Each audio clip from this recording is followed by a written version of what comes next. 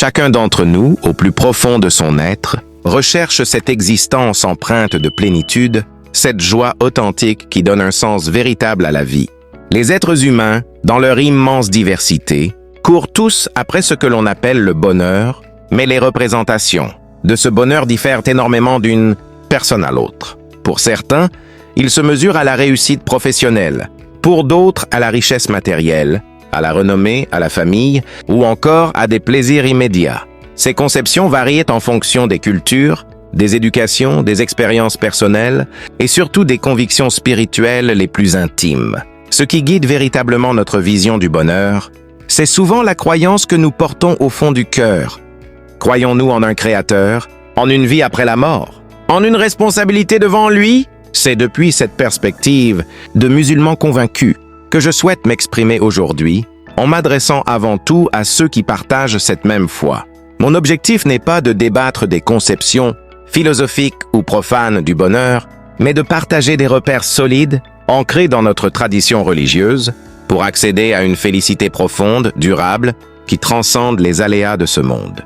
Je ne vais pas multiplier les anecdotes sans fondement, ni proposer des conseils vides. Je vais plutôt concentrer cette réflexion autour de 3 éléments essentiels. 3 pratiques incontournables qui constituent, à mes yeux, les piliers d'une vie véritablement heureuse selon l'islam.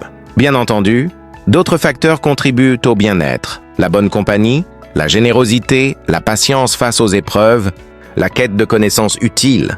Mais ces 3-là sont absolument indispensables. Celui qui prétend pouvoir atteindre la béatitude éternelle en les négligeant, même partiellement, se berce d'illusions. Il manque l'essentiel. Je tiens à le préciser. Ces paroles s'adressent à des cœurs musulmans, à ceux qui reconnaissent Allah comme unique et Muhammad comme son dernier messager. Chacun reste libre de définir son propre bonheur, mais nous possédons une compréhension précise, vérifiée jour après jour par l'expérience des croyants sincères. Lorsque nous mettons en œuvre ces repères avec conviction, une paix profonde s'installe en nous, une sérénité qui ne dépend d'aucune circonstance extérieure. Car le bonheur, au sens le plus noble, n'est pas un état superficiel lié aux possessions ou aux événements. C'est un sentiment intime, une lumière qui rayonne dans le cœur. Tout le monde en a fait l'expérience. Quand quelque chose nous rend profondément heureux, c'est d'abord à l'intérieur que cela se produit. Cette joie intérieure se manifeste par une quiétude de l'esprit, un apaisement de l'âme, une tranquillité qui rend les épreuves supportables et les bienfaits encore plus appréciés. Les anciens, nos parents, nos grands-parents le disaient souvent avec sagesse. Ce qu'on souhaite avant tout, c'est la santé du cœur et la paix intérieure. On peut accumuler fortunes et honneurs, mais sans cette sérénité, tout semble fade. Cette paix véritable est alimentée par la force de la foi sincère, Al-Iman. Celui qui a goûté à cette saveur unique n'envie plus personne. Ni le milliardaire, ni le dirigeant, ni la célébrité, car il comprend que le bonheur fondé sur les biens de ce monde est par nature éphémère. L'argent s'envole, la gloire s'efface, la santé décline, les relations se brisent. Tout ce qui est terrestre disparaît un jour. Tu ne partiras pas avec ta maison, ta voiture ou ton compte en banque. Si ton contentement repose sur ces réalités transitoires, il s'évanouira avec elles. Le vrai bonheur, la réussite authentique, celle qui dure éternellement, se construit sur ce qui ne périt jamais. La proximité avec Allah, son agrément, sa miséricorde. Ce bonheur-là ne s'achète pas. Il se mérite, en gagnant l'amour, de celui qui détient toute félicité et la distribue à qui il veut, quand il veut. Le croyant qui parvient à cette proximité goûte déjà à une joie immense ici-bas, et par la grâce divine, il héritera de la béatitude infinie dans l'au-delà. Allah, dans sa justice et sa générosité infinie, place cette paix dans le cœur de ses serviteurs dès cette vie, et il l'a parfait dans l'éternité pour ceux qui l'ont sincèrement adoré. Regardez simplement autour de vous, sans même remonter au récit des pieux prédécesseurs, votre propre expérience quotidienne suffit.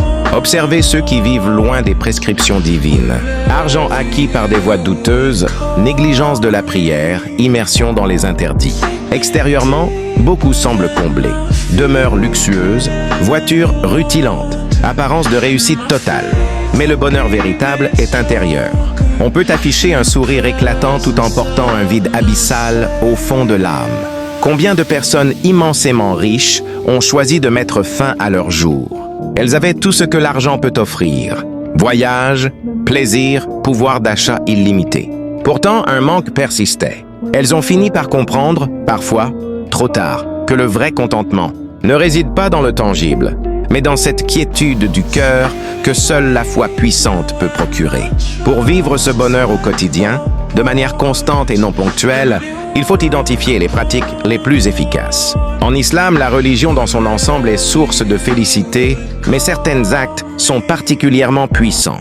Naturellement, la vie apporte son lot de tristesse, de douleur, d'épreuves. C'est le décret divin, la sunna d'Allah. Le croyant sait que ces moments difficiles sont temporaires, qu'ils effacent les péchés, qu'ils élèvent le degré spirituel, et qu'Allah n'impose à aucune âme une charge supérieure à sa capacité.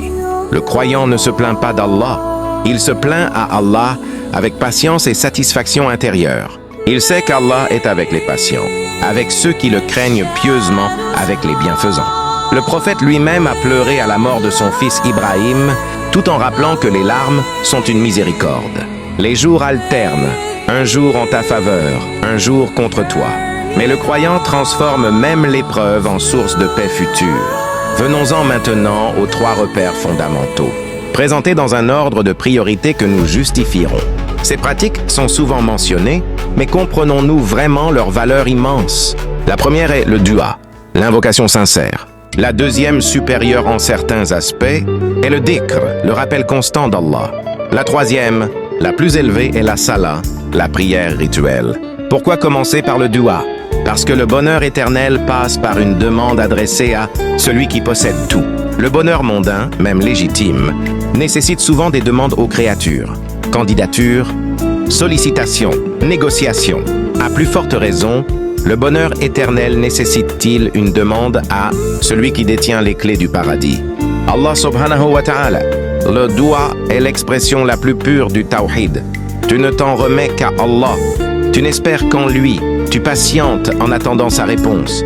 Le prophète nous a enseigné que l'invocation est exaucée tant que le serviteur ne se hâte pas en disant « J'ai invoqué, mais rien ne s'est produit ». L'essentiel est d'invoquer avec présence du cœur, en respectant les règles de bienséance. Commencer par la louange d'Allah, la prière sur le messager, la demande de pardon, puis la requête précise, et conclure de la même manière. Lever les mains vers Allah est déjà une adoration immense. Allah a dit « Invoquez-moi, je vous répondrai ». Le dua est donc une adoration à part entière, acceptée même si la réponse tarde. Il existe une nuance entre dua, demande explicite, et dhikr, évocation. Mais ils se complètent.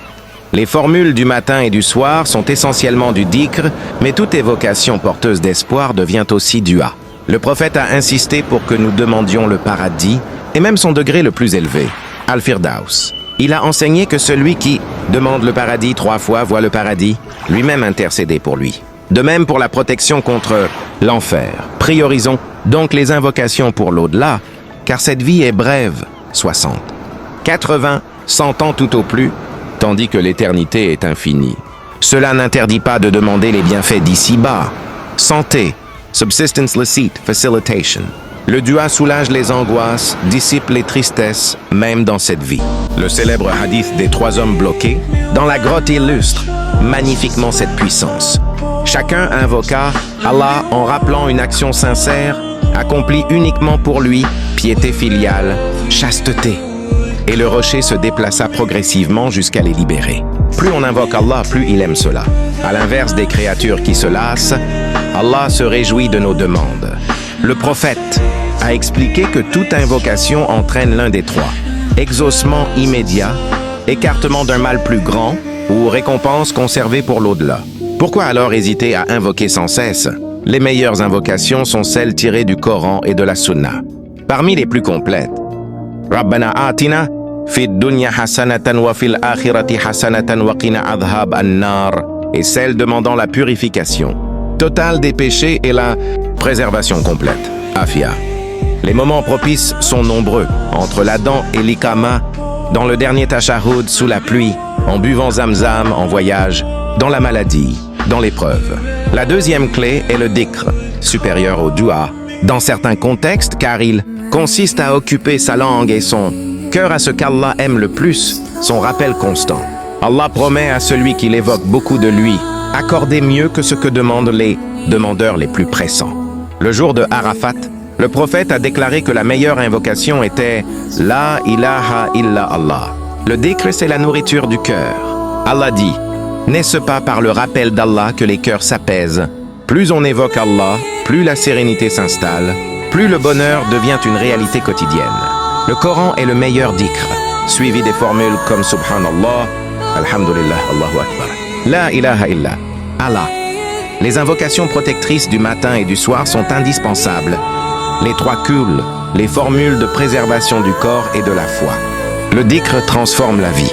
Au lieu de paroles inutiles, on remplit son temps de trésors qui pèsent lourd dans la balance. Le prophète a promis que ceux qui évoquent beaucoup, Allah auront les récompenses les plus élevées. Enfin, la 3e clé, la plus haute, est la salah.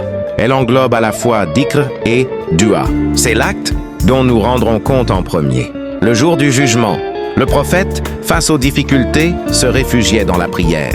Dans ses derniers instants, il répétait « la prière, la prière ». La prière accomplie avec humilité, à l'heure, avec présence du cœur, apporte la sérénité véritable, interdit le blâmable, élève l'âme. Ces 3 pratiques, invocation sincère, rappel constant, prière accomplie, sont les clés irremplaçables du bonheur authentique. Celui qui les préserve avec assiduité goûtera, par la volonté d'Allah, à une paix profonde ici-bas et à la félicité éternelle dans l'au-delà. Abonne-toi à ma chaîne, Maison du Savoir Islamique, et que Allah vous facilite le quotidien. Amina.